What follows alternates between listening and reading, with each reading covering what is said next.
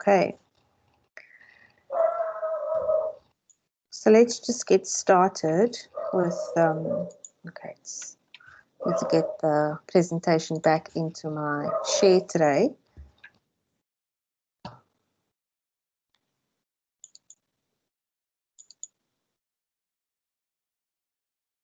So somebody's saying, is it only me not seeing the attendance register?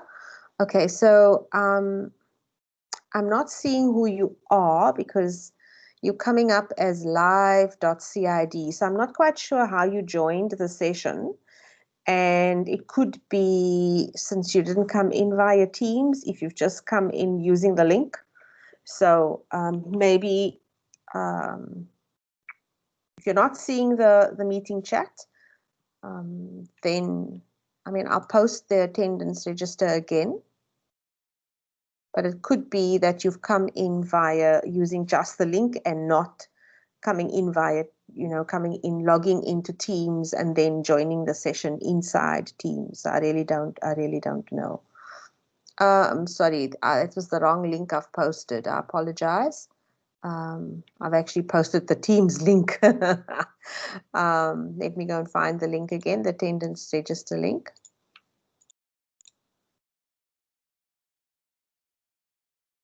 Okay, there we go. All right. Okay, so the attendance register is there for you again. Look in the meeting chat. Okay, so I'm pleased to see, excellent. I'm pleased to see so many of you here this evening. I mean, I'm hoping that more people will join us. And I'm wanting this to be a much more interactive. I know you were quite an interactive group, and I'm really happy about that, but I'd like you to be a little bit more interactive this evening.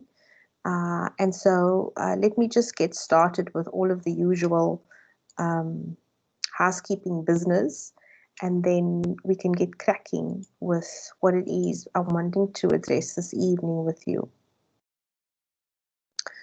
So the usual housekeeping applies, and I'm not going to go through it again because it seems, everybody's familiar with how this all works. I think all of the sessions that we did preceding your assignment submission, all of those sessions are still there, and you might want to go back to those sessions. Make use of the opportunity, the availability of those resources online in preparation for the exam. And then, of course, please complete the evaluation form at the end. The Writing Center services, of course, for exam purposes, has now come to an end. Not for exam, but assignment purposes. However, for those of you who might be registered for year going forward, in next year, 2021, make use of the service. That email address will stay the same, and my email address will stay the same. So I'm still available even though you are not attending academic literacy sessions hosted by the Writing Center or tutorial sessions hosted by the regional center in which the Writing Center is based. And then, of course, the WhatsApp group seems to be working really well. And I'm very pleased to see how you were supporting one another there. It was really heartwarming to observe your support of each other in that WhatsApp group, in the hours just before. I think it must have been in the day before, or it might even have been on the public holiday. Asking each other questions and being there for one another. And I think this is what's so important, that we have connections with people, even though it's virtual. Those connections can become real. Once we are able to go back to the learning center, who knows? You could meet up with one another for coffee. You may find that you're studying something similar. So, thank you for making use of the WhatsApp group in that way. So today, you're already checking in by signing the register and that kind of thing. And today what I really want to look at is assignment 1 feedback. So for those of you who are here this evening, if you have already received your first assignment back, I'd like to hear from you what feedback you received. You do not have to share the marks of your assignment if that makes you feel uncomfortable. You're in no way obliged to share that information, and that's not the purpose of the session. When I talk about feedback, I'm asking whether the marker has made any comments in your assignments and what those comments were. I found in the past, in my experience of this module, that students don't always find it difficult to make sense of what the comments mean. And so it's always useful, and I've done this exercise before, and students were really pleased with being empowered with more information about the assignment, not just the mark, because the mark is one thing, but why did you get that mark? That's more important, especially since your assignments are a practice run for the exam. That's how we should see our assignments. So the feedback that we get, if you did receive feedback in the form of notes or comments on your actual assignment from the marker, I really would encourage you to share that information with us. And again, I want to repeat, I'm not wanting you to tell us what mark you received. I would like to know what the comments were. What did they have to say in the body of your answers to questions 1 and 2 of assignment 1? Then somebody kindly posted the latest email in the WhatsApp group, and I think it was Taryn, and that gave you some indication of what to expect in the exam. So I thought it would be useful for us to talk about that communication from the university. So we're going to spend a bit of time. So if you have any questions, look, I must tell you that I don't have any insight into the exam. The information that you receive is the same information I have access to as a tutor and as a facilitator for the writing center, and a tutor for the regional center. So I see the same information because I have access to the general site, like you have access to the general site. So I don't have any special insider information. All I bring to workshops like this one and to the tutorials is my interpretation, my unpacking of what the lecturers are actually saying and what that means and what the requirements of the exam will be. So I'll apply that same approach to the email that you receive. And of course, it's important for you to pose those questions. And to air and ventilate your concerns, because this is also a place for us to connect, even though it's virtually, and support one another in this time and space. And then I'll talk to you briefly about the next workshop, and then we'll do a quick checkout. So to start off with, I'd like you to type in the meeting chat whether you received your marks back or not. How do you feel about assignment 1? Remember, in assignment 1, you were required to edit and proofread and deal with that horribly written draft of an email. And then you had to fix it. And then you had to write the minutes of a section of a meeting that was held. How do you feel about that? How do you feel about the mark you were given? I'd like to hear what your thoughts are and what your emotions are. So just spend a little bit of time thinking about that, and then put those thoughts and those feelings in the chat for us so that we can talk about those thoughts and feelings. So I'm going to give you a few moments just to think about that, to reflect on it. Because it's through our reflections that we learn about our behavior, and we can look back on what we did and say, I did this, did it work, didn't it work, why did I do it like that, maybe I should try it differently, this is what I'll do in future. So I'd like you just to reflect on assignment 1 and assignment 2, that's fine. But I want you in the chat to tell me how you feel and what you think with regards to those 2 assignments. And there's no right or wrong. There's no judgment. I'm not worried about, when you're communicating in the chat, I'm not paying attention to your punctuation, your spelling, your sentence construction. I really would like to hear from you what you're thinking and what you're feeling. So I'll give you a few moments for that. So I'm going to mute my microphone, and then I'll wait to hear what you have to say.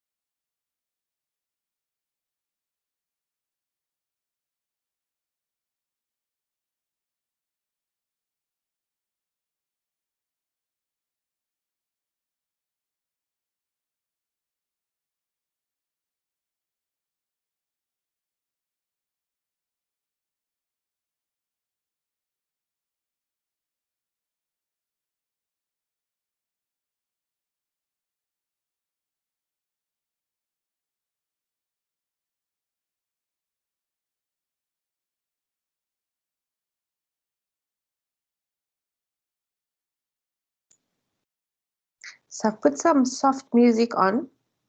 I'm not sure if you can hear it. Just to stimulate some of those thoughts. And for people who just joined, you are thinking about your thoughts and your feelings with regards to your assignments that you've submitted. And I would like to see that in the chat, please.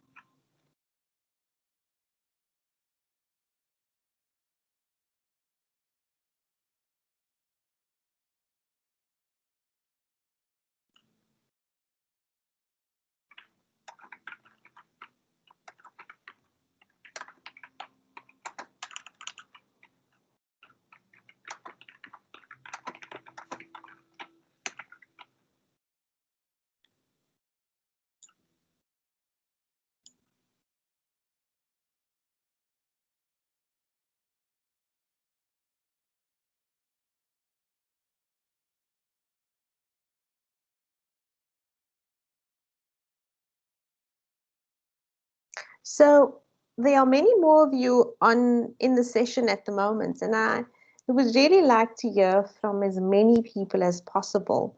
Thank you to those of you who have shared your experiences. What just some feedback is the focus on, the marks.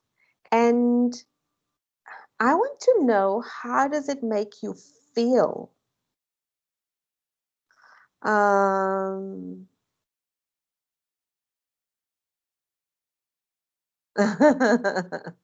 okay, yeah, the marker was generous, you're saying.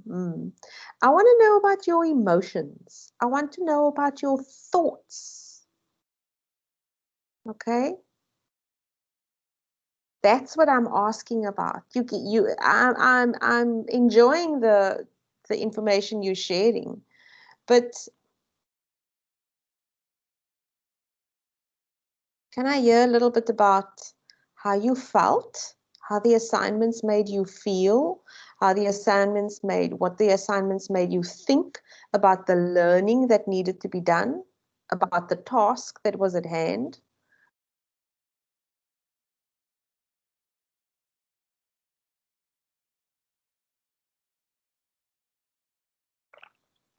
And and the reason I am wanting to hear from you, to see you express your thoughts and your feelings about that particular event in your life, is that what you're doing is called being reflective. You're reflecting on a past event, you're looking at where you are at in the present, and you're looking to the future. What will you do with what you have learned, with what you've accomplished, with what you didn't accomplish? What lessons are you going to take with you into the future? Now, I'm deliberately asking these questions, and so I want to encourage you to post them, because you'll be grateful that you did, that you have this opportunity, because we often don't reflect on our experiences, be they learning experiences, be they any other kind of experience, interpersonal relationships. We don't often take the time to really look at what just happened. So now I'm here, and I don't mean literally in a place. I may refer to, I'm sitting here with these emotions and these thoughts. What do I do with it? Where do I go from here? How do I do things differently from this moment on, based on where I came from in the past? So this being reflective is something that you're going to have to do in your exam. You're going to have to write what we call a reflective essay. And so it's really important that you start reflecting on your experience of the module, of the learning. I don't know what the question is going to be. You will have to respond to the question in the exam. But the lecturer has asked me to include in my Saturday sessions explanation or rather has asked me to cover the reflective essay, because you're going to have to write a reflective essay in the exam. So I'm hoping that you're getting now why I am asking you to write about what you think and what you feel. So do you think more people would now could post something now? I'm not here to judge your feelings and your thoughts. I'm just here to facilitate and to help you get in touch with those thoughts and feelings around this learning experience that you've been through in the form of your assignments for this module that deals with business writing. Is there anyone else who would like to post something?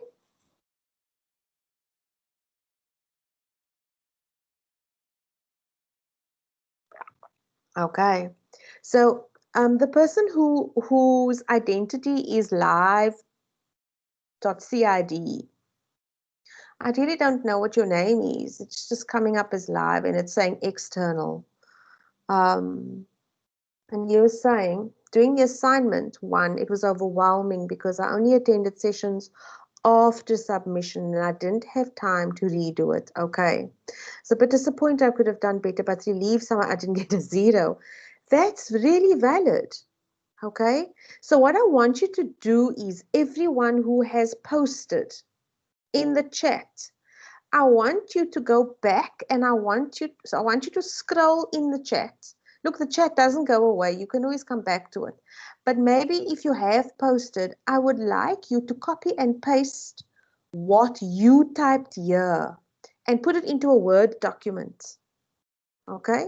And store it somewhere because that's going to help you with this essay that you're going to have to write in the exam. Zukis was saying, okay, after I did the online session to start the assignment, got good marks, but feel that I could better if I didn't make silly mistakes. Yes. So what are those silly mistakes, Zukiswa? Do you want to give us an example? You can unmute your microphone if you want, and I'll turn the music down.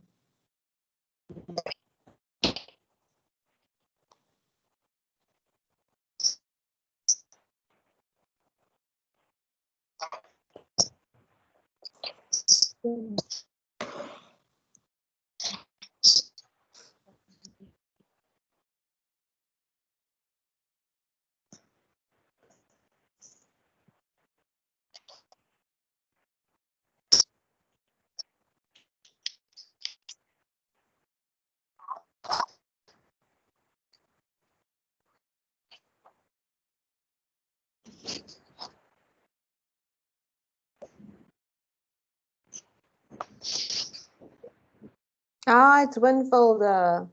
Okay. Okay, Winfolder. Hello. I'll remember.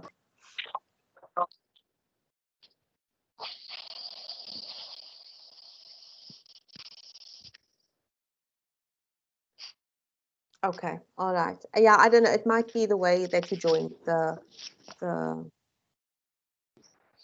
if you joined the session properly that I posted in the chat.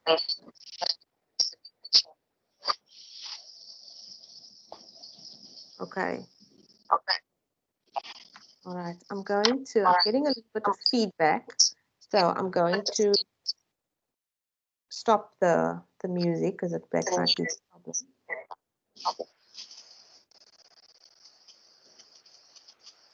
Are you hearing me clearly? Can I get a thumbs up or something in the chat just to let me know that that there's no interference on your in the way that you're hearing me? Okay, thanks, Winfelder.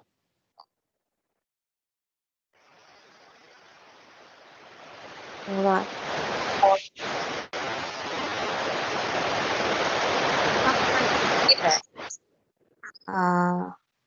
Let me see. Everybody's muted. Everybody is muted. So I don't know where the feedback's coming from.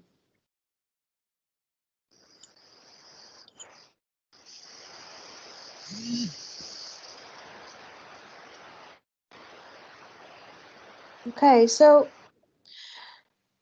it's all right if you haven't wanted to share in this space, but I encourage you to think about what I have been asking you to post in the chat, because these initial ideas that you've put down will help when it comes to writing that essay. So I really encourage you to go scroll back up in the chat and then copy and paste what you've written in the chat and put it into a Word document and just keep it somewhere for when you get to the exam on the 23rd.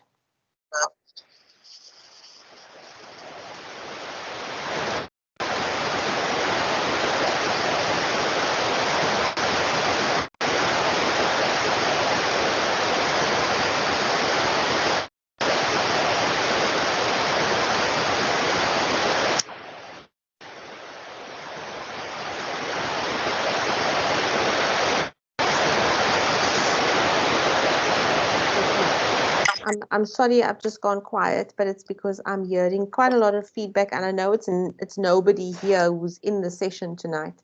It's like there's someone else. There's a yes. That's exactly what I'm hearing. That noise in the background. That I'm also hearing, and I'm not sure. I don't know where it's coming from. And I know everybody who is here, the microphones are muted, so I don't know what's happening. It's like somebody's here, but not here. Okay, so we've had a look just very briefly at how you felt about the assignments, and not necessarily assignment 1 only. So let's move on. So it would appear that a few of you in here this evening have received your assignments back. So I'm very curious to know what the markers, comments were in the feedback. So maybe you want to take a bit of time and just post it in the chat. So we're looking at the markers feedback.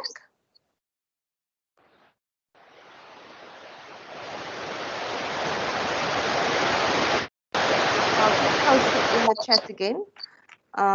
What were some of the comments?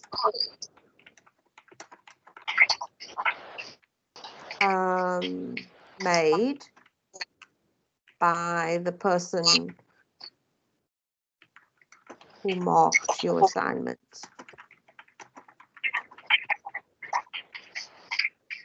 And were there any comments that you didn't understand, that didn't make sense to you? Okay. So maybe open up your assignment and then have a look at it. And what were some of those comments that the marker made? And were there any comments that you need clarity on? Okay, Luando's saying proofread. Okay. So Luando, you understand what we mean by proofread?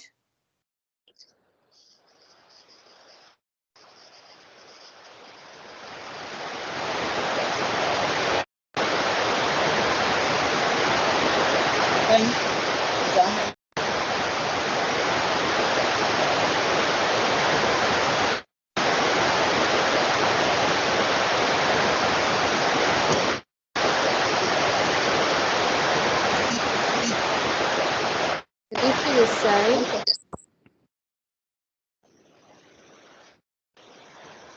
okay, Richard, it took you a while to figure out the assignment, however you wrote it. Yeah.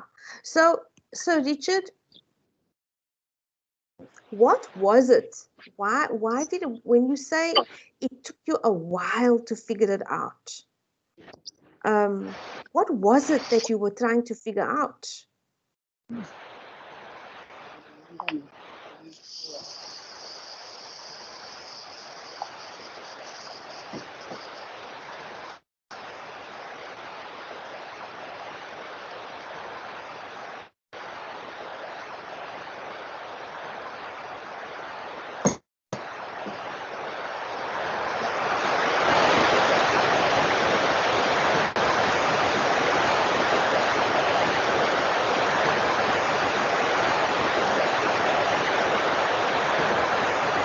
Thanks, Wando.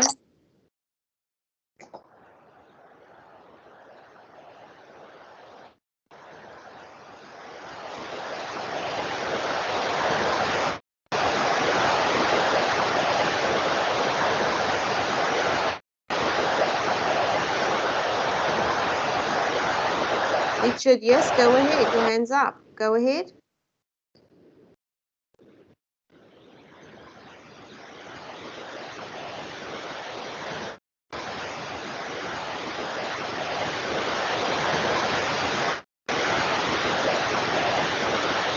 Richard, I see your hand is up. Do you want to go ahead and answer the question? Unmute your microphone. Hi. Hello. Hi. Yeah, the thing is that I didn't understand the question, what was asked from me. That's why it Yes. took me a while to figure it out. Yeah. So let's just unpack this. You say you didn't understand the question. So what specifically didn't you understand? Like okay, it was the first time like writing that type of thing. So now, yeah, so now like it took me by surprise. Okay. Yeah. Yes. So it wasn't what you were expecting. What do you mean? I say it wasn't what you were expecting. That's why it took you by surprise, you say. Not really what I was expecting, but now like to understand it, so that I can give the feedback that yes, that was Yeah, I yeah. yes. Okay, all right. Okay, all right. Thank you, Richard. You can Yeah. lower your hand. Okay, thanks. Thanks, Richard. Puketso saying, must admit, having to write something you're not sure of, you end up with 3 draft assignments. Yes, I know that feeling, Koketso.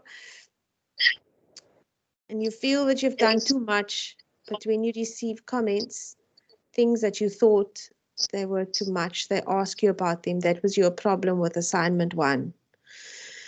Okay.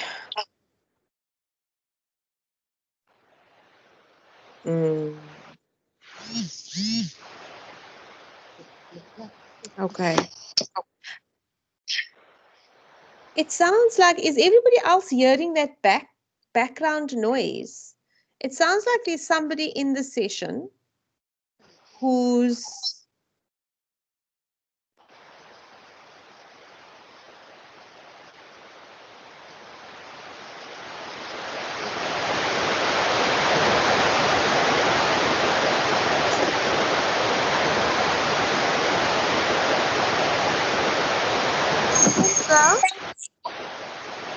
Hamza, are you here?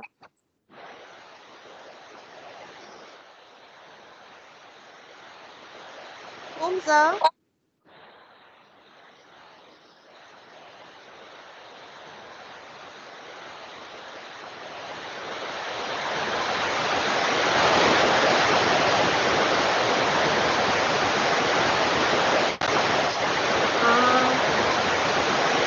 Hamza is back.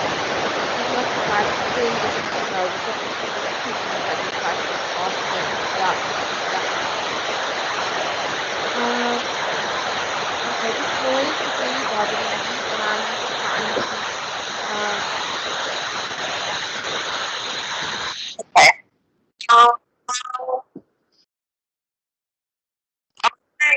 your side. It's showing. Luanda, you saying on your side it's showing ZM, but her microphone seems off. But that's Zukiswa.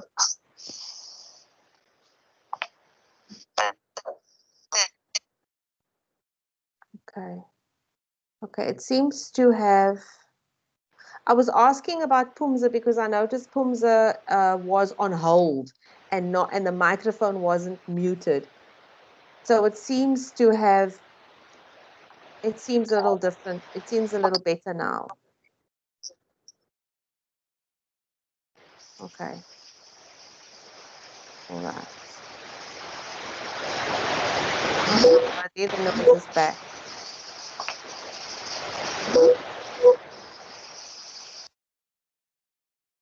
Okay. I've muted everyone. And now it seems like that's fine. Okay. All right. Okay, that's a whole lot better. I've muted everyone and yeah. All right. Okay. Let's see here. Kids, I'm still trying to understand. I must remember to write something you're not sure of. You end up with 3 drafts, yeah? And feel that you have done too much.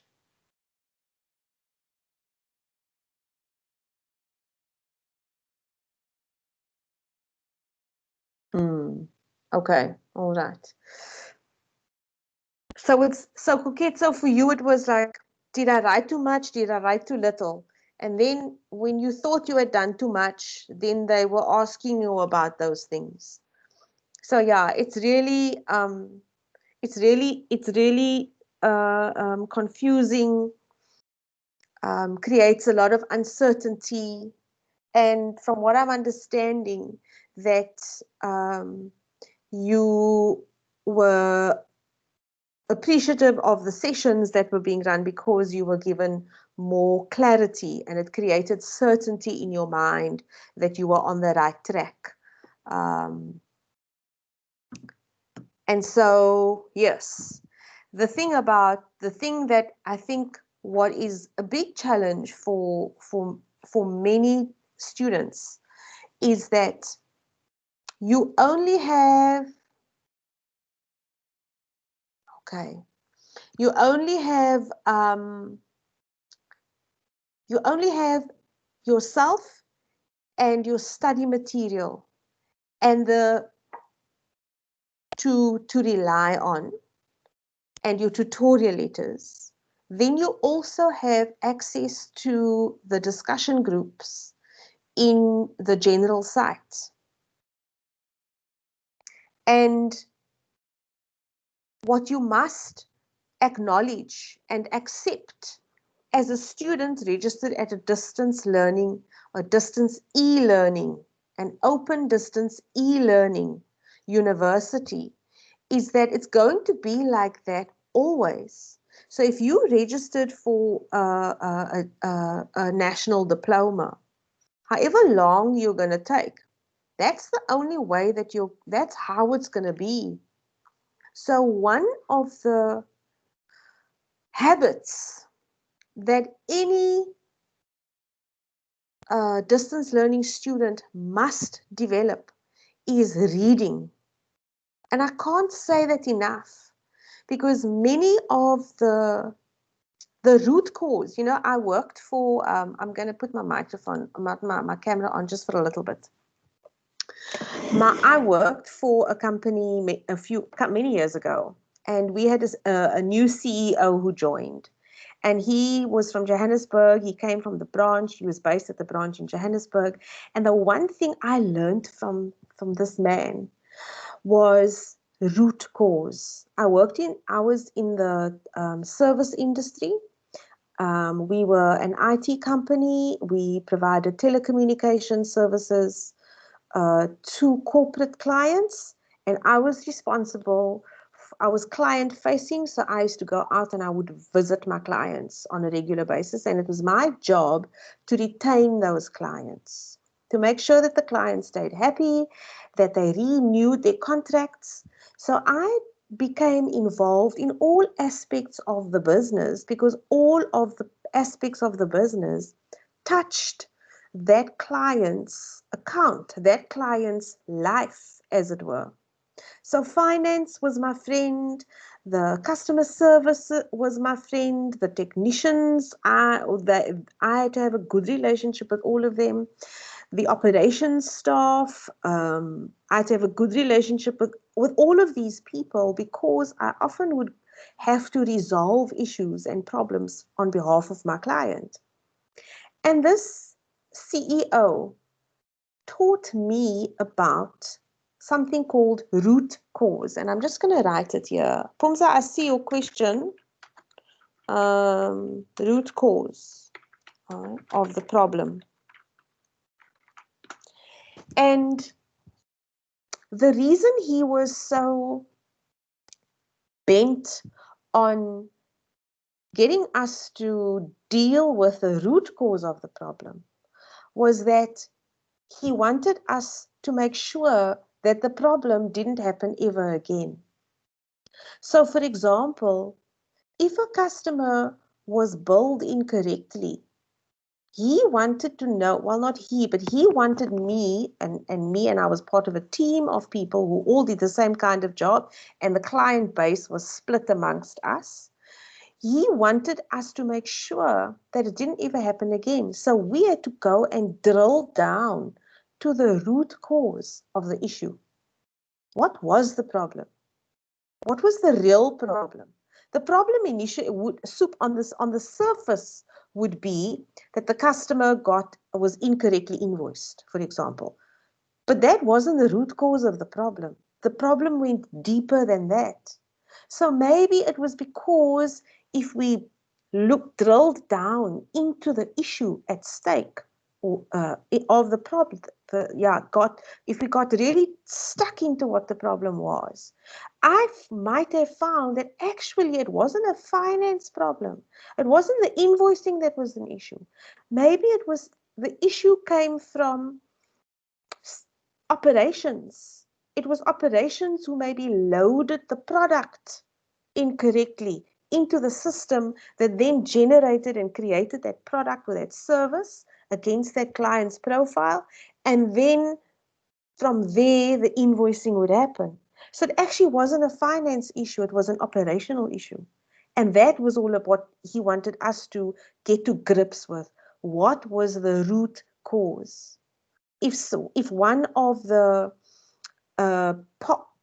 pieces of equipment that was installed on the customer's site, if that was faulty, what was the root cause of the fault? That's what he wanted the technicians to get to grips with and then resolve it so that it never ever happened again. So in the same way, I'm wanting you to think about what was the root cause of your saying things like, let's just go back on your comments. What was the root cause of your making silly mistakes? What was the root cause of your feeling that you didn't do well? Was it really because you weren't aware of the Teams platform and you only relied on the study guide? Was that really the root cause of it? Was the root cause, what else?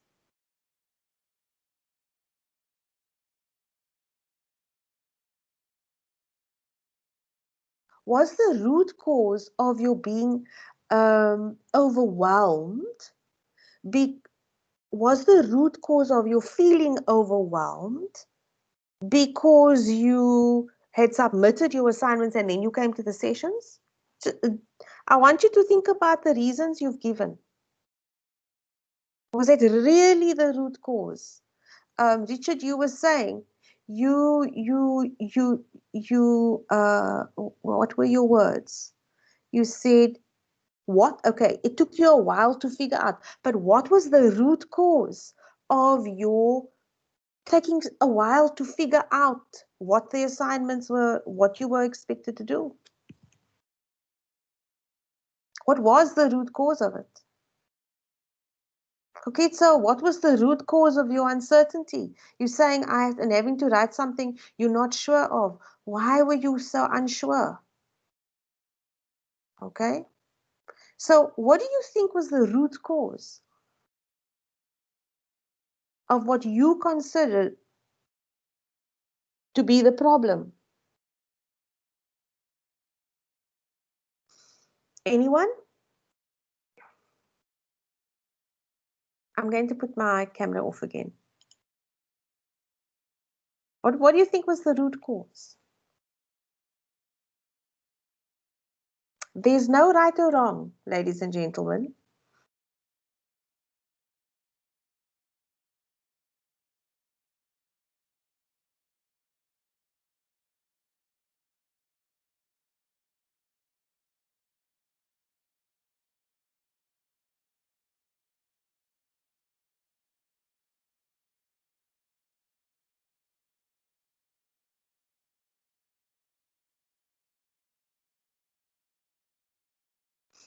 Okay, so to help you, I'm going to ask some questions.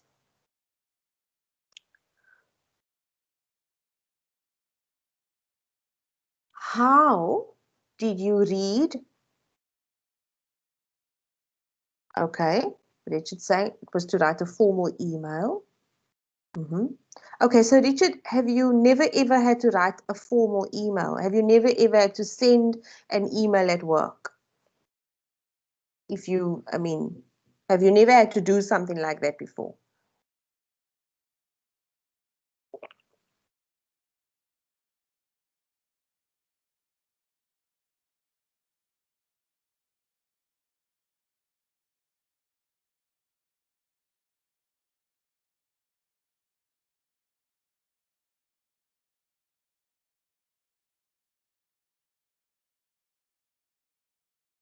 Koketso, yes, go ahead.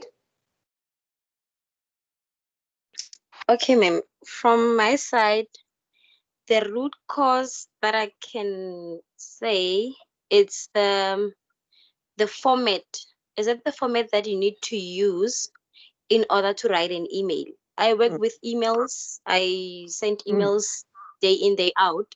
But yes. then the wording that specifically you guys are looking for, Mm, it's the problem. You're not sure if this is the correct way of writing the email, how mm, you guys want it to be written. So mm, we need this kind of sessions so that mm, you can understand more of what is mm, it that is needed mm, um, in a format of a format. Do you understand?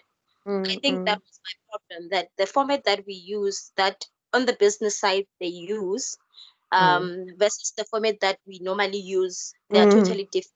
And the Yes, language that we use as well, yes, they are yes. totally different, which we need to understand that. Mm, mm. Thank you for that, Koketso. You're so right. Because, and it's for this reason that I have advised those students who come to the course like you do, Koketso, with some experience, or with, not some, but with experience of having written emails. And um, and now you find that the way in which the requirements of the email are a little different to what you're used to doing in your day to day at work. And so this is why I advised you to leave, to almost temporarily forget about how it's done at work and pretend as if you are learning how to do it for the first time, because the module requirements are so different, especially with the language. Okay, they want very, very formal language. Now, to be really honest, it's something I also struggle with, and that my personal view is that this is not how we really write at work. We write a lot less formally. It's almost, if you were to liken it to going to different functions, you get formal and then semi-formal. So it's more semi-formal. It's in between that extreme formality. And, it's like, sometimes it even borders on smart casual. You know what I'm saying? And it also just depends on who you work for and the branding and the culture of the company you work for. And so you're required to write in a particular way at work. And now suddenly you come to this module, ENN1504, and it's totally different, and it can throw you. It can confuse you. So I hear you, Koketso, that it can be a little bit, it can be quite confusing. And then it makes you feel like, okay, what is it that they want? Because we're not used to expressing ourselves in such a formal manner.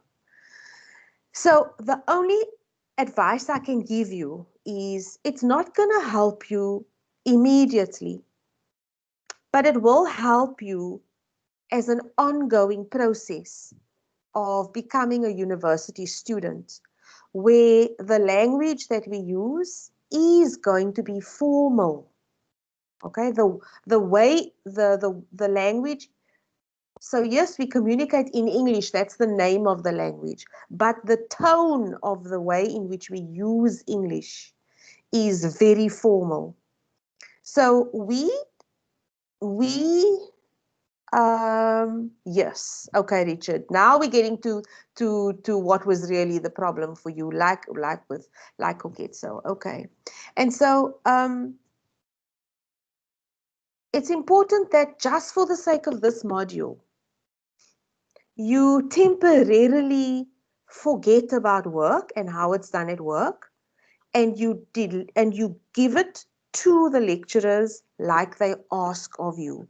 So the way in which you get around that formality is to read the way in which the examples in the study guide are written. And you use the English language in that way. The style of the language is really, really formal. And as I've said, in my personal opinion, which has absolutely no influence at all in the module, unfortunately. My personal opinion is that we don't communicate that way in business, in the corporate world. I worked in the corporate world for 10 years. I know. So I too struggle with it. But the way in which you get around it is to familiarize yourself with the way in which we write formally.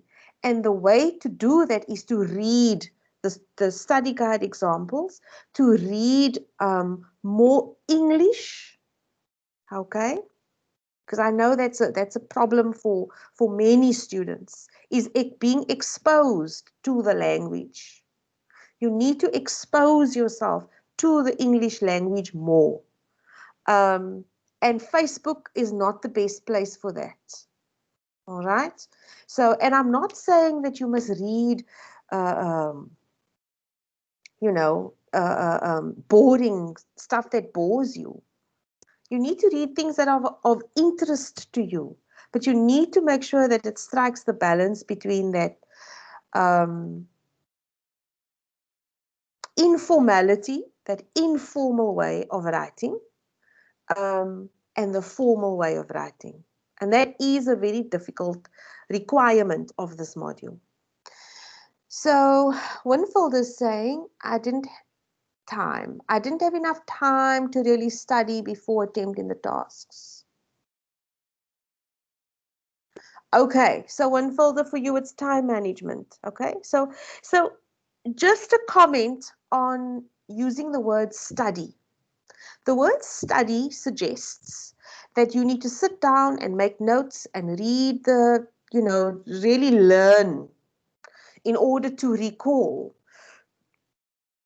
what the study guide is saying. But actually, this module doesn't require you to study anything. All you have to do is use the study guide as a guide, as a reference. In other words, something to refer to give you guidance as to how to write the minutes.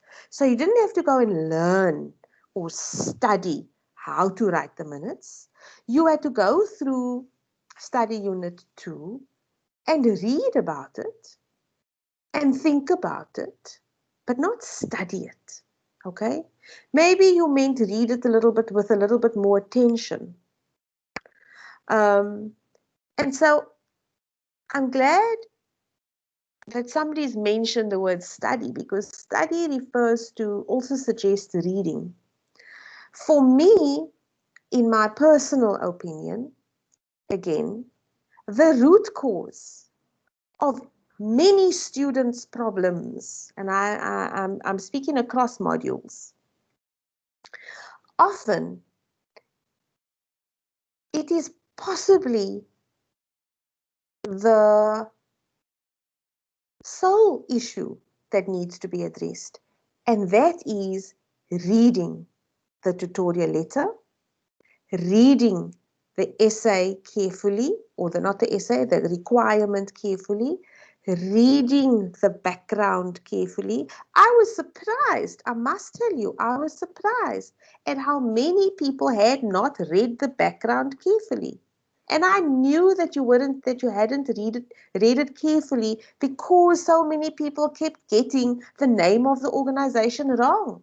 Because not everybody was picking up on the name of the organization. And it was in the first sentence of I'm talking about the report now, the assignment 2. Remember how people struggled to find what the name of the organization was? And that just told me that there wasn't careful reading of the background. And you're going to find that is going to stump you in the exam. Okay? So let's just see what else I had. I mean, I don't have to bring up the slides every time. Let's just see what else I had. So let's just go back to what the, I think it was only one person who shared what the marker said. I think it was Luando who said it was, they said proofread, okay? Okay, Pumza, you haven't received your assignment results yet. Just be patient, it will come, okay? It will come. Any other comments? Mine was, where are the dates? Koketso. Oh, okay. So yeah, I think what stumped people a bit was the fact that people, let me just go and find something here in my documents and then I'll just share it with you quickly. Yeah. So writing the email was a little bit, it threw you, as in it confused you and you weren't quite sure how to do it, because we work with electronic email. So for example, I got it here. For example, you're not used to writing the dates. You're not used to writing the, okay, so let's just, I'll share my work email, right?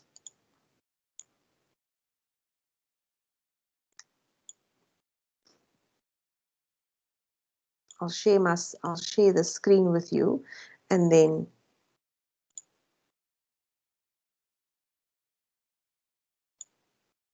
it's not that one.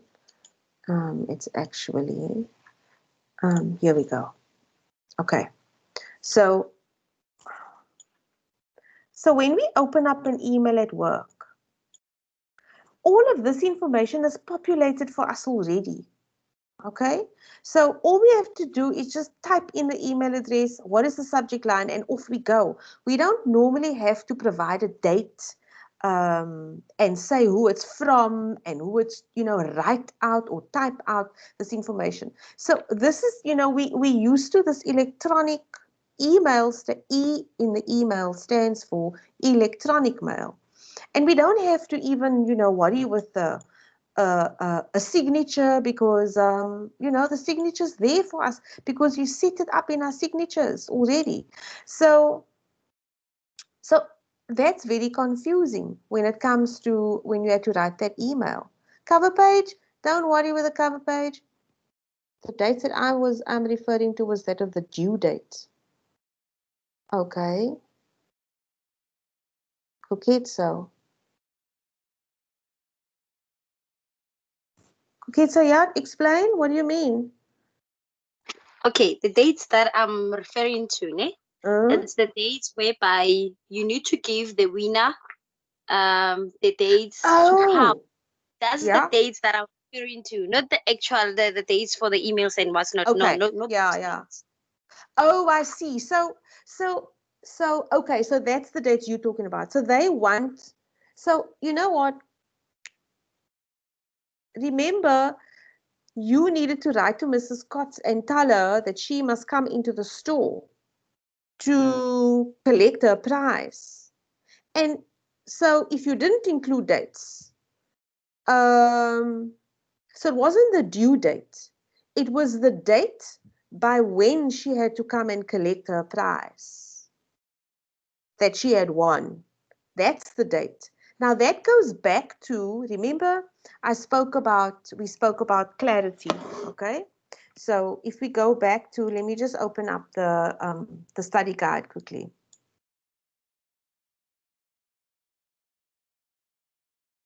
And this is really important information that must always be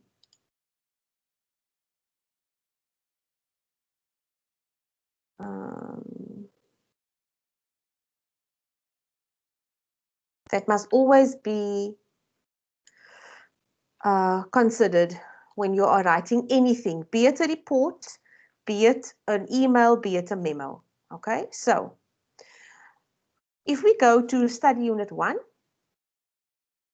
features of good business documents. they must always have clarity of meaning. And clarity of meaning is the combined effect of the following qualities: structure, conciseness, completeness. Now, Kuketso, what your marker was obviously wanting to see was this, was more of this. So imagine you were Mrs. Courts getting this email from who was it? Whatever, the manager of the shop, right? Saying, well done, you've won the prize. Please come fetch it. You've won all of you entered. Congratulations. Come to Definitely Diva. You've won a 10-day holiday for 2, destination of your choice across the country. Please note that this is what we will include and this is what we won't include. Now, if you don't tell Mrs. Scott when she must come or by when, what is the cutoff date? Then she might come and arrive next year to collect her prize. And the prize may no longer be valid. Do you see the issue there, Kuketso?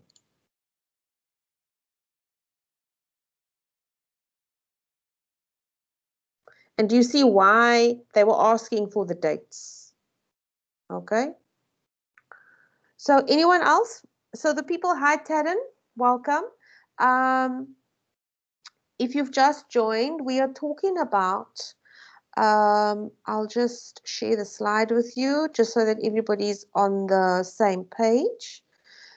We are talking about assignment 1 feedback and what the markers comments were on your assignment. Okay, and we're just dealing with that at the moment. So please feel free. Are there any, I mean, there's some people who've been very quiet that we haven't heard from at all. That is why I said I had them written, but I thought it, okay, all right. Okay, so Koketso, what you need to do in future is, and this is irrelevant to everyone, not just in Koketso's instance, right? You need to make sure that when you are reading whatever document you're writing, be it an email, be it a memo, be it the minutes, be it a report, the reader should not have to ask when, where, why, who, what, how. Okay? You must make sure that the information you have provided in your document answers all of those questions where relevant. Okay, so in the instance of this scenario where Mrs. Cots had won something, she had to be told by when she could come and collect her prize. Okay, and it won't be too much information. Okay, the person who is signed in as a guest, Taryn. Okay, yeah, I agree with you. Hands up in the air. I used the word prize, but it was corrected to price. No. So can you did you use it in the where you were saying, where you were telling Mrs. Cots that she had won the prize? Yes. Okay. All right. That's an error. That is an error, and it's very concerning. Unfortunately, it's a problem, and I don't know what to say to that other than feel embarrassed, even though I'm not an employee of the university, and I'm fully aware that this session is being recorded. But it is embarrassing if a marker is saying that the use of the word prize is incorrect and is changing it to price. Price referring to what the item costs. What is the price of the cost or of the dresses or the cocktail dresses in the. Apparently lots of students got that correction. Okay, then that's really a problem, and that's a marker problem. unfortunately. It is unfortunate, and I suggest that you write to the lecturer. Okay. Namsla, do you want to say something? Okay, ma'am, I think it's a marker's problem because mine is correct. Yes. Mine is correct on the price because I said price, I didn't say price. You said prize, but nobody, Yes, your marker didn't change it. yes, please. Yeah, okay, all right. So thank you for that, Namsla. So Taryn, I suggest that you write to the department. And let me just pull up the tutorial letter.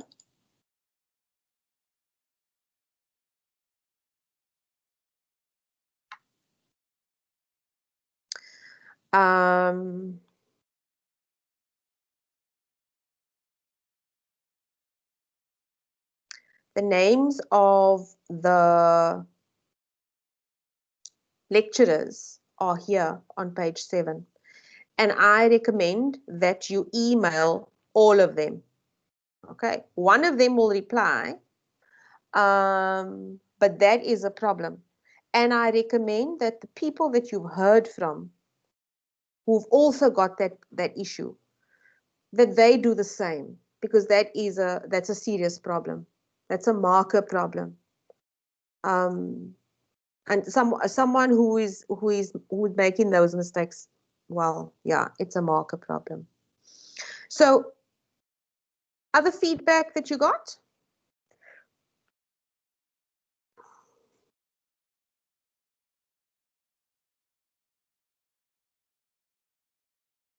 Okay, that's great.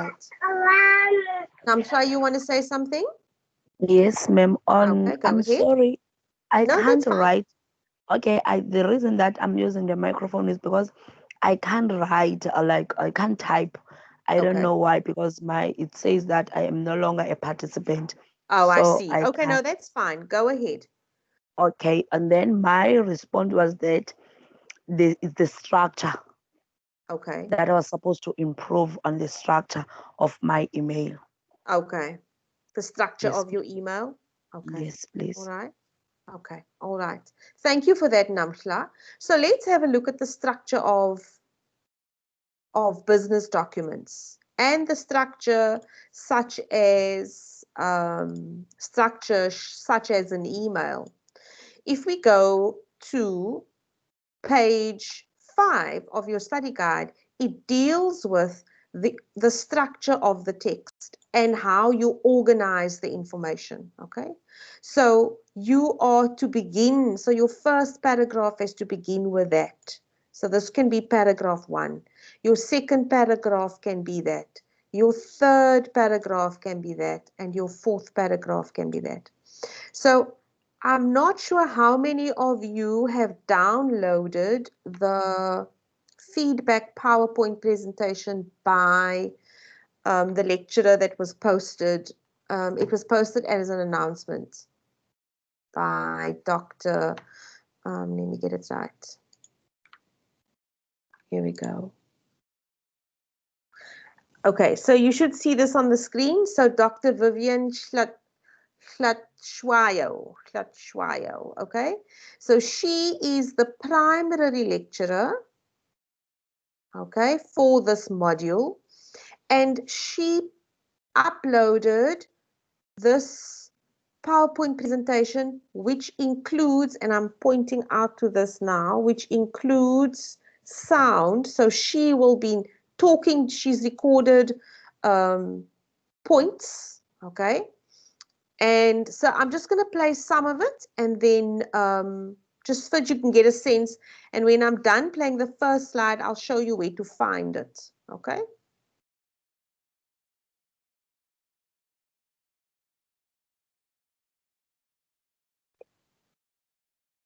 So you'll see that what I did was I clicked on the sound icon, then this little box appeared. All right? And then you've got to click on this begin button.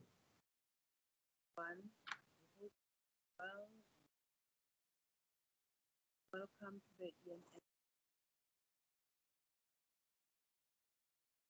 My name is one of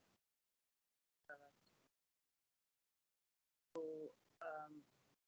this deck session is meant to just give sound on the question. What we will deck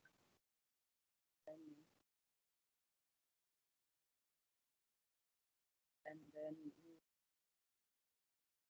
plagiarism and use criteria.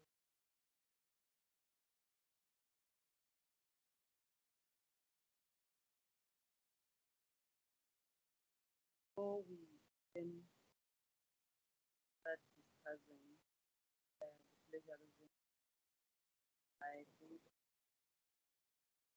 point out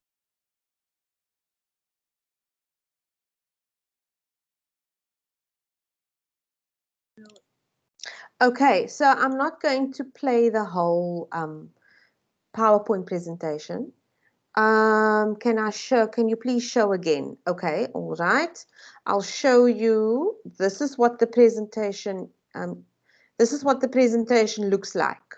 Okay. When you open it, you'll see every slide has a little speaker icon that when you click on it, this little sound bar will appear, and all you have to do is, obviously you must have your sound up on your phone or on your computer, your laptop, or whatever device you're using, in order to hear her speak about every slide. So this is slide 3, and there you'll see as soon as I put my mouse over the little sound icon, this little bar will appear, and then I press play, and then you will hear the lecturer's voice. So go through each of these slides. Okay. And I'm not going to do it here because it takes a bit of time, but she does talk about your structure. Okay, and here again, first paragraph, purpose of writing the email. Now, just have a look, just take that sentence there, that bullet point. First paragraph, purpose of writing the email. Look at where it comes from directly.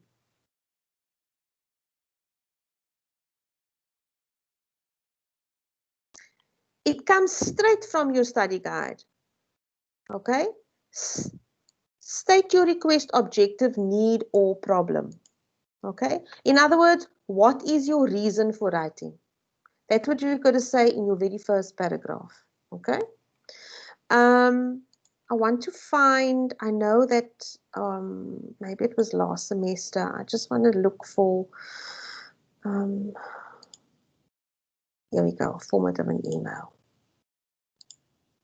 No.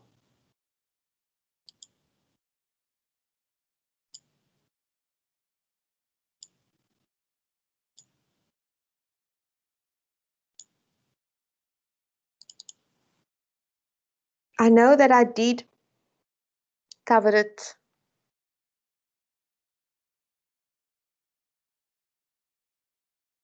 Okay, so I'm sharing this with you at the moment. So format of the email, okay? This is what must be at the top of your email: to, from, date, subject, followed by a series of paragraphs. Now, I think I did cover it in the first, maybe the first 2 sessions. And if you go back to the notes, 9th,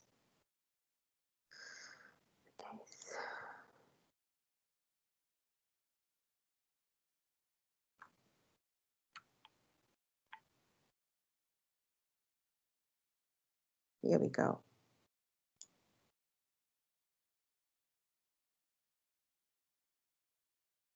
I've got so many screens open here.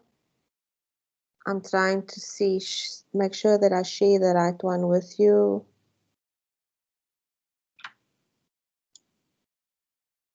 Okay. So these were the notes that I uploaded. Okay, it's actually a PowerPoint slide, and I'm not sure if you can see it. But let's do this. Oh, it's not really great, but okay, you'll see here. I went and I created a, a sample email just to give you an idea of where it says. Now let me just rather find. I know that I did this in a PDF format also. So let me just rather find the PDF. 27th of the. Here we go. Yeah. I apologize, ladies and gentlemen. I'm trying to find my way here.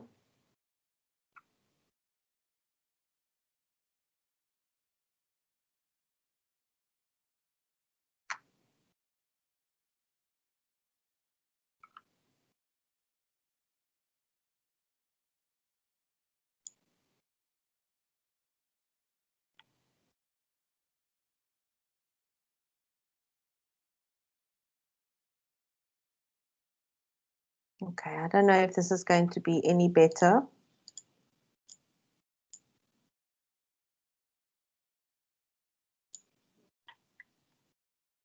Okay, can you see that? Okay. I'm trying to make it as big as possible so that you can see it clearly. So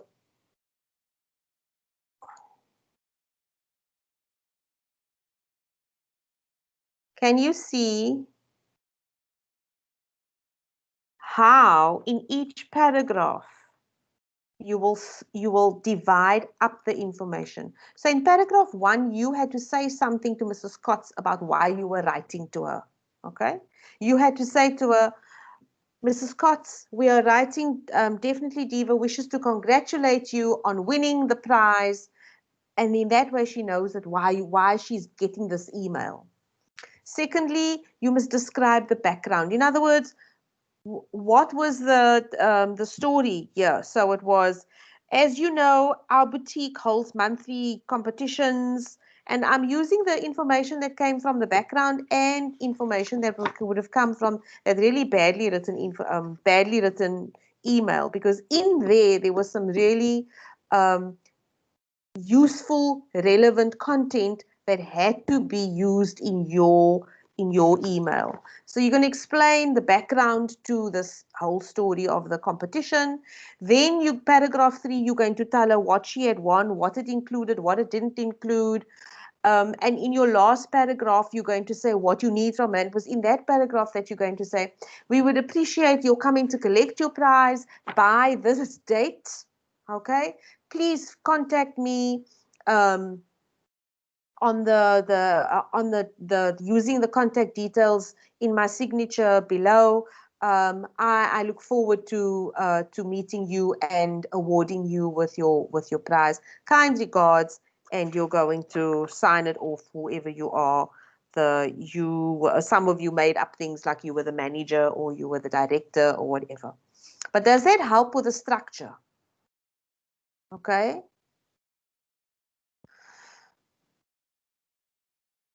All right. So what other comments did your markers make on your assignments? We're busy talking about the feedback that you would have gotten to assignment 1 and how that's and making meaning of those comments. Anybody else? Nampla was kind enough to share the comment that she was given on structure, and so this is why I was showing you what the structure of your email was supposed to be. What about the minutes? What was the feedback on the minutes?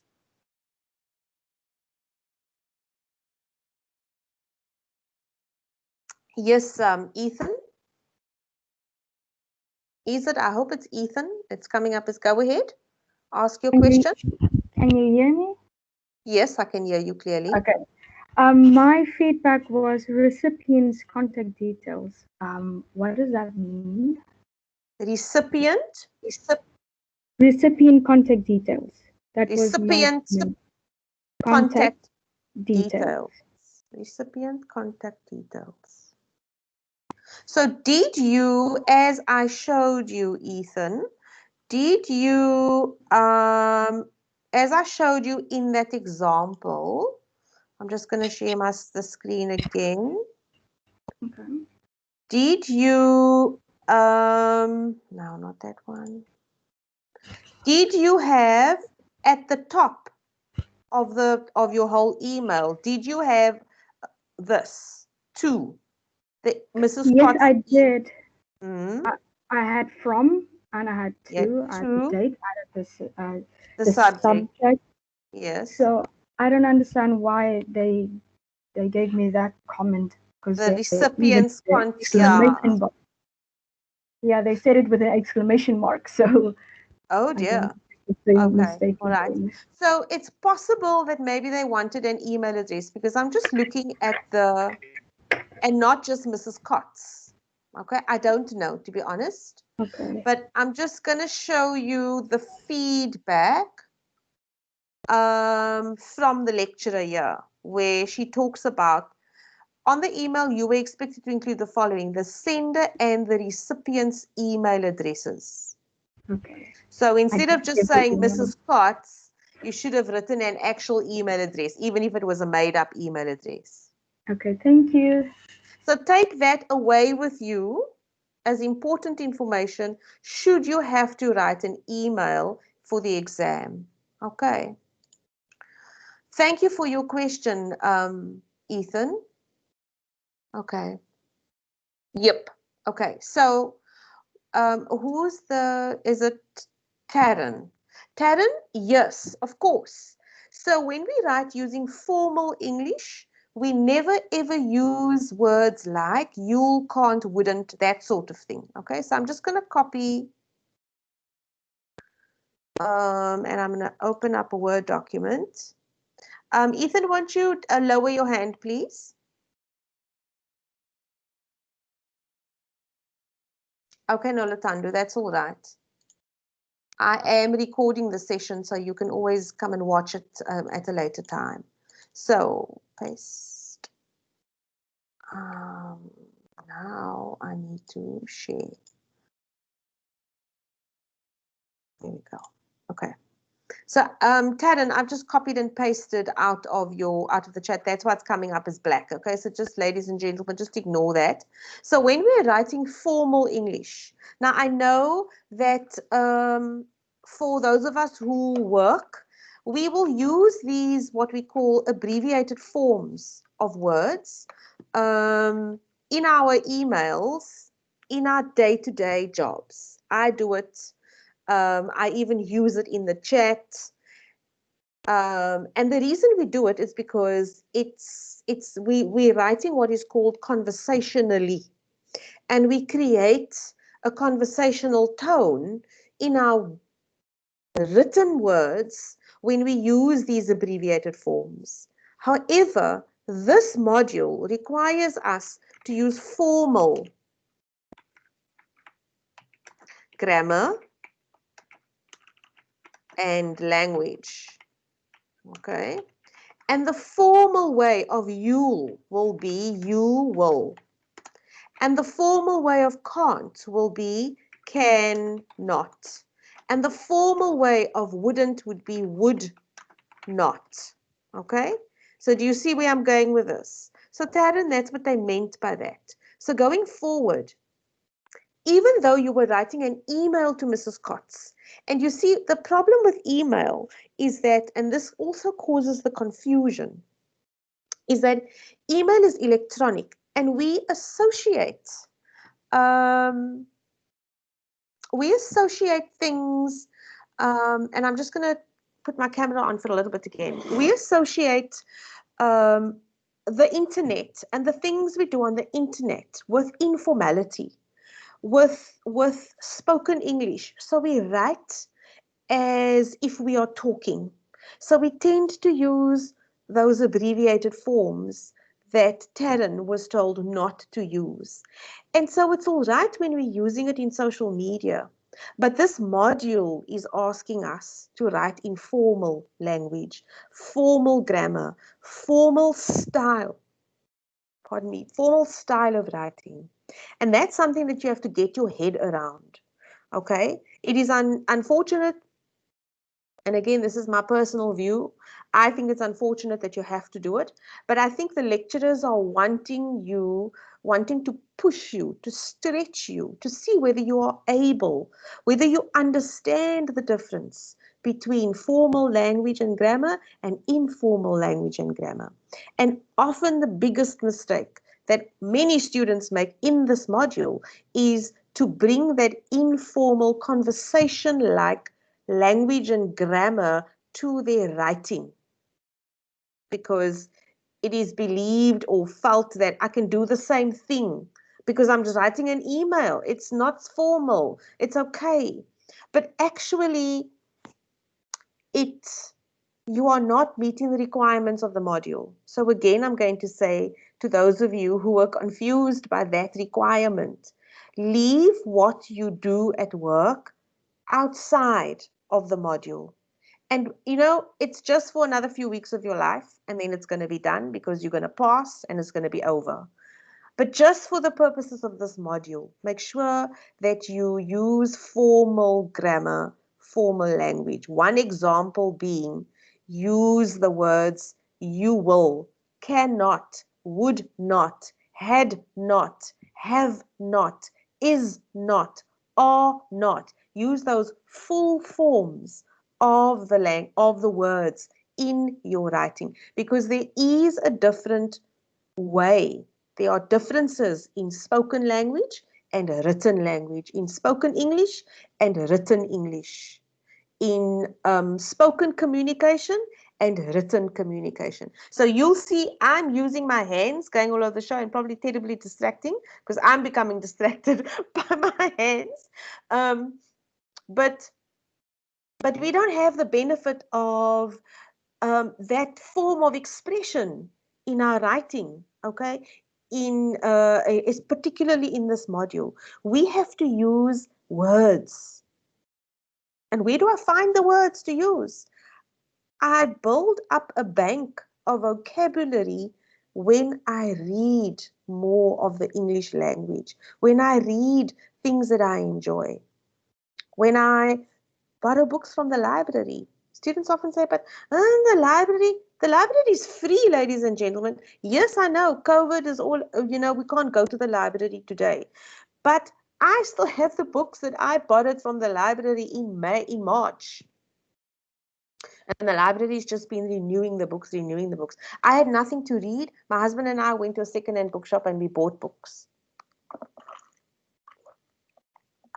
So I can't. So where do you find the words? Okay. You find the words by slowly building up what I like to call a bank of vocabulary. It's not, some students, I wish I could swallow a dictionary. The language, any language, doesn't work that way. So if I were to learn Xhosa, I would have to practice the language. I would have to speak the language, okay, in order to become more and more easily understood. If I wanted to speak Xhosa with another Xhosa speaking person. But because I'm not practicing, I'm not using the language in the way that maybe I could or should, I sound terrible. I don't even try.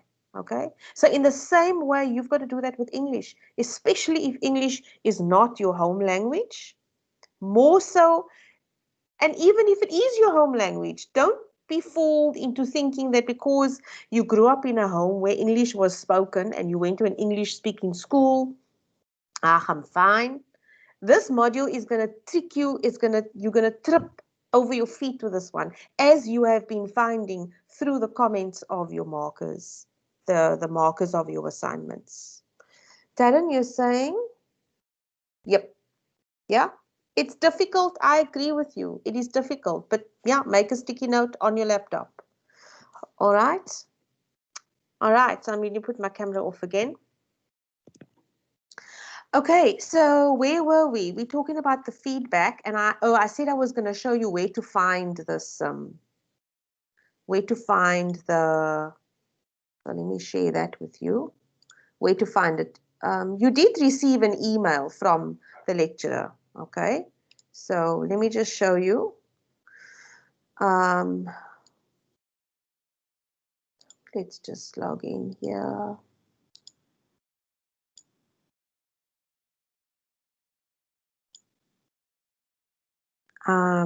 Okay, my modules. Are you all seeing this? Just give me a thumbs up, someone in the chat, please, because I know that it sometimes. Okay, here we go. Announcements. All right. Here we go. You would have received. You should have received this as an email on the 23rd, which was last week. Was it last week? The 23rd of. Yeah, it was last Wednesday, the day before the public holiday. So you go to this announcement and you copy. It says we have prepared feedback on assignment 1 in a PowerPoint document with a recorded explanation on each slide. The link is as follows. So you go and you copy this link here that I'm highlighting. That's the link that I'm showing you there.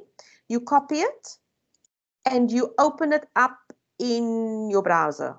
So you go to another browser and you paste it and you enter, and it will open up the PowerPoint presentation. Okay?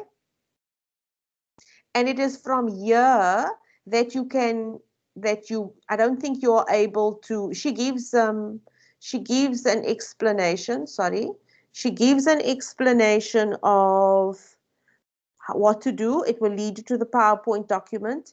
You will need to download it to be able to click on the sound icon. So you must download it. So let's just go here. So you download it, okay? You click download and you have to save it onto your device. Then you have to open it up. So you're going to have to save it onto your device, which I've done already. And that's why I could open it up on my computer to show you. Does everybody know where to find this now and how to do this? It's important that you go and look at that feedback. She did also say that a tutorial letter will be coming out. Great. Okay. But I haven't seen any tutorial letter yet. So just keep looking for that tutorial letter. Okay, so we've got 15 minutes left, and I wanted to talk about that email that you got about the exam. Okay. Let's just, me too, haven't seen it. Okay, all right. Go back into my UNISA and have a look at the announcements. Okay, so let's just have a look then at that email that you received. Let's just go back to my UNISA.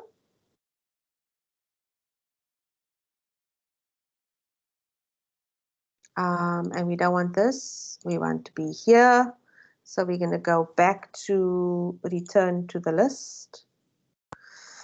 And Dr. Shandu posted some information on the 28th, which was Monday, about the exam. Okay, so I wanted to spend a little bit of time talking about this and maybe just addressing any concerns you may have about this, because somebody posted it in the WhatsApp group and said that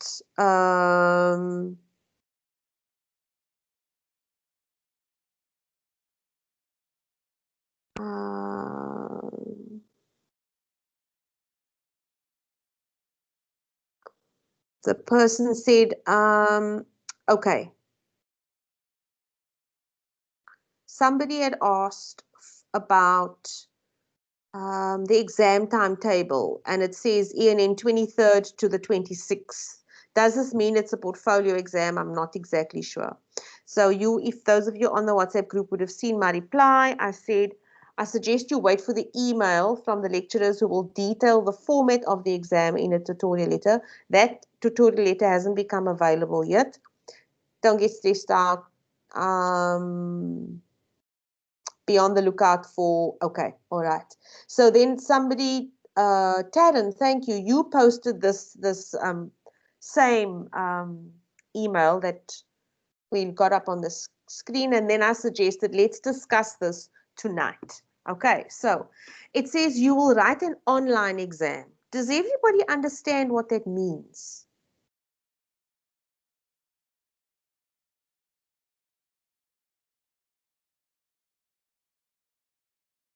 Does everyone understand what it means? Is there anyone here who has registered for the first time with UNISA in this semester? Because UNISA is the only university that I know of where you can begin your academic year in the middle of the year. Open book? Yes, okay. All right, so Kokitso, did you write exams last semester, Kokitso? Yes, okay. So what they mean by online exams simply means that you will not go to a place, a venue, a hall to go and write. Okay? You will write your exam at home. You will be given from the 23rd. What are the dates? I have it somewhere. From the 23rd to the 26th. So it says the exam will be written over a few days. The first date, the 23rd, points to the day and time when the exam question paper will be released. The second date indicates the day and time when submission of answers will close. So in other words, you are going to, on the 23rd, go to my UNISA, and I think you'll probably go to one of these tabs here. I don't see everything that you see because I'm not a registered student. I'm just given viewing rights because of the work I do, because of the support services that I provide to the students. Okay, so you will see assessments or something like that, and you will have to go there. Okay. No, I've gone out now. You will have to go wherever you need to go on my UNISA. You will have to log in on that morning, on that day, when the paper is released. Okay? You will access the paper, and between the days of the 23rd and the 23rd and the 26th, you will have to submit the paper. Okay. So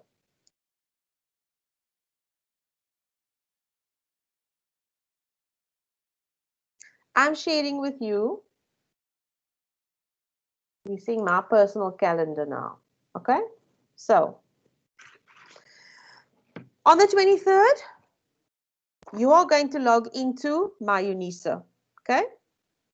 You're going to go get the paper. You will have, and I'm sharing my screen with you so that you can see this. Here's the calendar. So the 23rd is a Friday.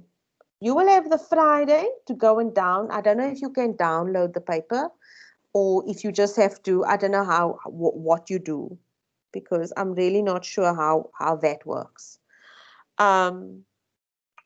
So you will, let's imagine you download the paper onto your computer, onto your laptop, onto your tablet, okay?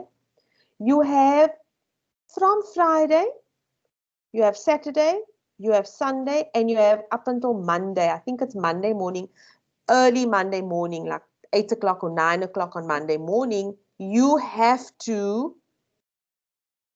submit your assignment. So you will have 1, 2, 3 days in which to complete your exam. That's what they mean by online exam. Yes.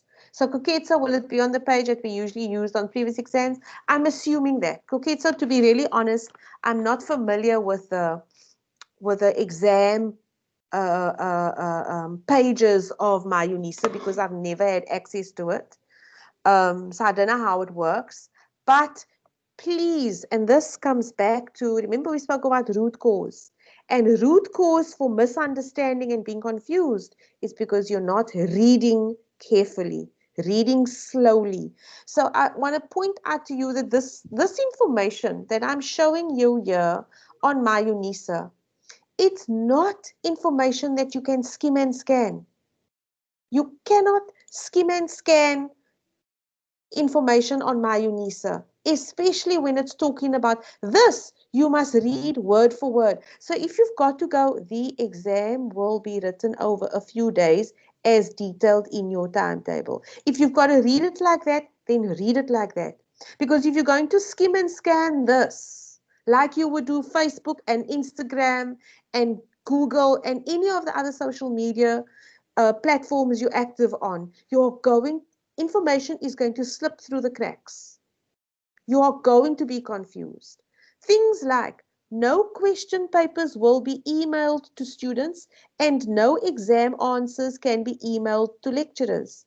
Things like examination answers can be typed or handwritten and then scanned as a PDF document. Okay? It is so important that you read these kinds of emails that you receive directly from your lecturers. These people are all lecturers. If you go back to your tutorial letter I showed you, Taryn, earlier you asked a question and I said, write to your lecturers. You'll see their names appearing here. These are the people who are responsible for the module. They're the primary lecturers. Okay? So it's important that you pay attention to what they have to say about the module. So read this really, really careful and check my UNISA regularly to see if there are any if there's an extra tutorial letter that has been uploaded, because that's where you're going to get the information from. Look, you're lucky. Okay, look, there are past papers that you can go and practice. So you're lucky that you're joining these sessions. Okay. Oh, Ethan, you're saying it's the 7 o'clock, the 23rd. So at 7 o'clock on Friday night, you can access the 23rd, you can access the question paper, and by 7 o'clock on the 26th, which is the Monday night, you must have uploaded your answers, your exam. Okay, so you will have those 3 days in which to complete the exam. Is everybody clear about that? You're very fortunate that you've been joining these sessions where I take it upon myself to make it easier for you, okay? For you to digest the information. I understand that you may have 3, 4. Some of you are registered for 5 modules. I don't know how people manage that. I really don't. I really don't know how people manage 5 modules at UNISA. And so, because it's a lot that you've got to take on.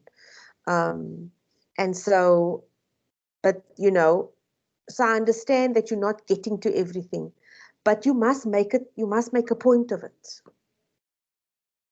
Yeah, full-time students, they can manage. Yes, you're right. Okay. You're right. And I'm fully aware that there are full-time students enrolled at UNISA. That's all they do. But Yeah, and if you're a full-time student, yes, then I suppose 5 modules is way to go. But if you're working, and of course family and home life, then together with the COVID-19 lockdown, shoo, I don't know how people do it. So we've got 4 minutes left, people. So I just want to talk to you. Let me just check my okay, so our next session is going to be on Thursday. Our next session is next Thursday at the same time. Okay, Thursday 6 to 8 p.m.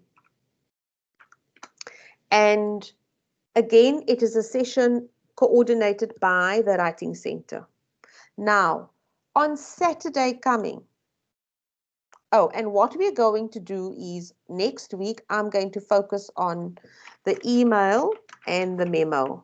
That's one of the things that the lecturer has asked me to focus on in the exam preparation. And what I'm going to do is, you have all been invited to Saturday's tutorial session. Okay. Now, in the chat, in the WhatsApp chat, I posted this morning one of the differences between the sessions that I've been running, these sessions that I've been running here, okay, called academic literacies sessions, and the tutorials happening on Saturday. So I don't want you to get confused.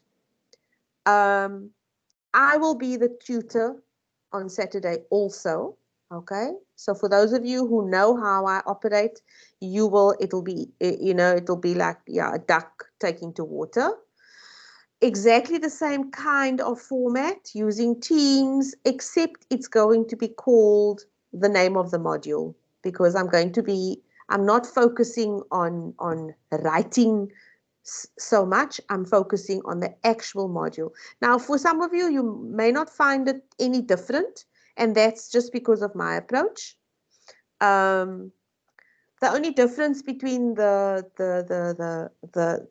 classes I've been running so far is that the academic literacies, or rather the Writing Science Center, decided to offer support to students for this module because there were no tutorials available during the lockdown. If we had had face-to-face sessions, then I would have seen you on a Saturday morning for this module, and I normally would do a 2-hour tutorial, and then I would invite you to the Writing Center's sessions, which we call workshops, in the week, where we would drill down a little bit deeper into things like, and that's what we will do in the week here. We will look at past tense, writing in the passive voice. We will look at writing formally. We will look in more detail, and we would do exercises. One of the other things that we also do here is you can email your sample answers to me. So for example, if you want to tackle one of those question papers that's on my UNISA, and you want to do the first question, which might be an email or a memo, and you want to try it out, you can email it to CTN like you did with your assignments. You can do that. But tutorials, I don't offer that. That service is not available, but you are fortunate. So in a sense, you are, the people here, you are privileged, okay? Because on Saturday, I'm not going to talk about send your drafts to CTN TUT and CC me, because that's not what we do in tutorials, okay? So I just want to encourage you, if you're able to, come to the session on Saturday morning. I think it's 9 o'clock. So it's a 1.5 hour session, not 2 hours. It's from 9 till 10:30. Okay. This coming Saturday, you should have received an email, Koketso. I do know that and it's going to be for the next 3 Saturdays. I will run a session in addition to the week sessions. Okay, because the week sessions tend to be a little smaller, we can talk a little bit more. But I'm suspecting that the Saturday session, it has been, invitations have been sent to other provinces also. So I think there's going to be a very big group of students there. Okay. What is going to be useful for you, and this is why I want to encourage you to come on Saturday, is that the lecturers have said that they would like to attend also.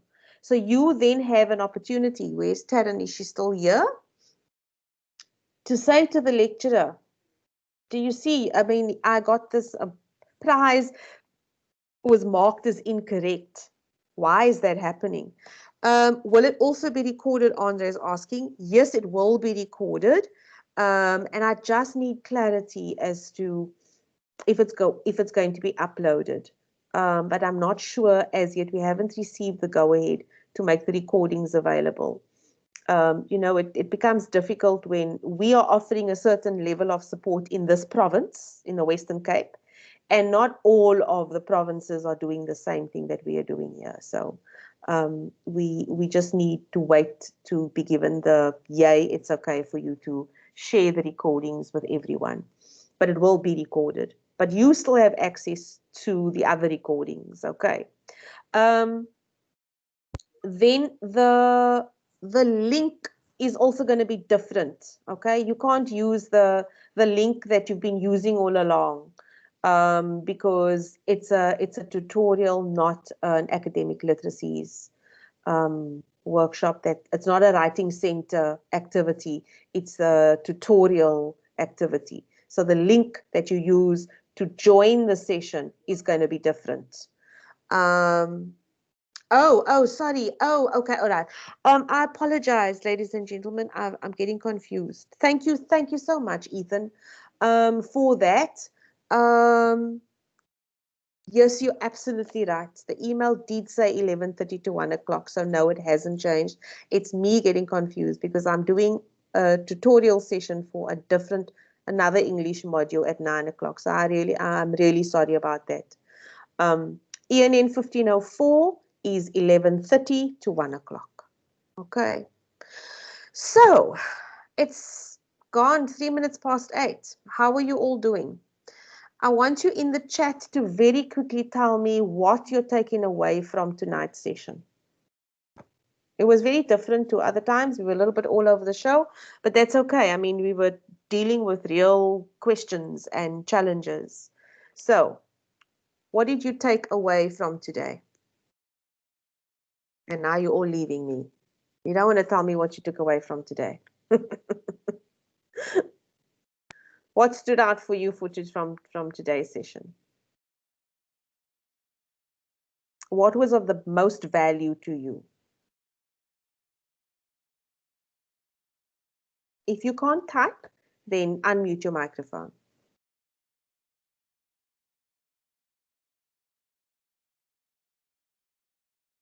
We need to read to understand. Yes, thank you. Yes, absolutely. And you need to slow down your reading. You can't skim and scan, okay? You've not got to actually consciously say to yourself, this is not Facebook, this is not WhatsApp, this is not Instagram. I need to read this word for word. Even if you have got to take even if you've got to take, I don't know if you can see this, right?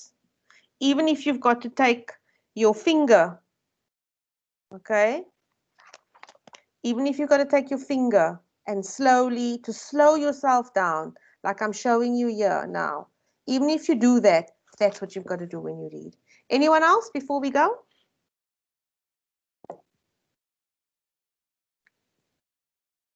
Making sure the next person doesn't have to question. Yeah, okay, absolutely. Word bank. Yes, vocabulary. Making sure doesn't have to question what has been sent to them. Yeah, okay. So I've just put the feedback form in the chat now. Please, will you complete it? And then once you've done that, then we've come to the end of the session. Thank you so much for joining in this evening, and I hope that you have a lovely evening, and I hope to see you on Saturday, and please participate. It's going to be so important that you participate in this session, and all the best. So I'm going to wish you good night and turn my camera off, and I will see you on Saturday. You're welcome, Kogetso.